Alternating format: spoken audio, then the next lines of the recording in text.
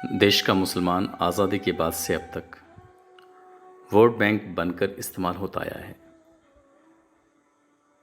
नमस्कार, मैं उस्मान सैफी। आज का विषय है मुसलमानों के पिछड़ेपन का जिम्मेदार कौन। मुल्क आज़ाद होने के बाद मुस्लिमों के हालात दिन ब दिन बद से बदतर होते चले गए।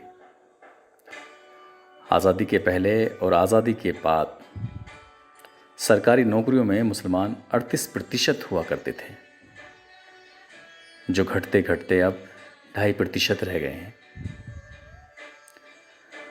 आज़ादी के बाद देश के मुसलमानों को दूसरी कौमों की तरह शिक्षा, रोजगार और बुनियादी ज़रूरतों पर ध्यान देना चाहिए था, मगर आज़ादी के बाद देश के हालात कुछ ऐसे बना दिए गए कि उनके मन में एक तरह का डर बैठा दिया गया। वह शिक्षा, रोजगार, तरक्की और बुनियादी ज़रूरतों को भूलकर अपनी इज्जत और जान की हिफाजत पर ध्यान देने लगा। देश की राजनीतिक पार्टियों ने भी मुसलमानों के इस डर को खूब भुनाया और राजनीतिक पार्टियां मुसलमानों के इस डर से मिलने वाले वोट से सत्ता पर काबिज होकर मजे लूटते रहे।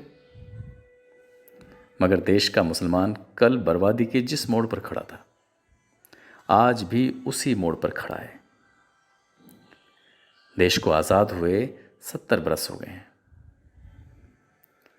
इस दौरान कई सरकारें बदली तो कई हुक्मरान भी बदले, मगर अफसोस कि मुसलमानों के हालात किसी ने नहीं बदले। राजनीतिक पार्टियों ने मुसलमानों की आर्थिक और सामाजिक स्थिति का जायजा लेने के लिए रंगनाथ मिश्र आयोग और सच्चर कमेटी तो गठित की, मगर मुसलमानों के हालात सुधारने के लिए इन कमेटियों की सिफारिश किसी पार्टी ने लागू नहीं की। आज़ादी के इतने बरस बाद और तरक्की शुदा दौर में मुसलमान खुद को पिछड़ा और ठगा सा महसूस कर रहा है, जिसकी ज़्यादातर जिम्मेदार खुद को सेकुलर कहने वाली वो पार्टियां हैं जिन्होंने देश के मुसलमानों को वोट बैंक से ज़्यादा कभी कुछ नहीं समझा और ना ही कभी अहमियत दी है। इस पिछड़ेपन के जिम्मेदार काफ़ी हद तक मुसलमान भी हैं। देश के मुसलमानों ने कभी एकजुट होकर कौम की तरक्की के लिए कोई ठोस कदम नहीं उठाया। मुसलमानों ने अपनी सोच बदलने और राजनीतिक पार्टियों की गुलामी की जंजीर तोड़ने के लिए कभी एक अदना सी कोशिश नहीं की। इसलिए देश का मुसलमान आज़ादी के बाद से अब तक वोट बैंक बनकर इस्तेमाल होता आया है। अगर यही हालात रहे तो आगे भी देश का मुसलमान इसी तरह इस्तेमाल होता रहेगा। किसी ने सही कहा है, अब हक मांगने से नहीं बल्कि छीनने से मिलेगा।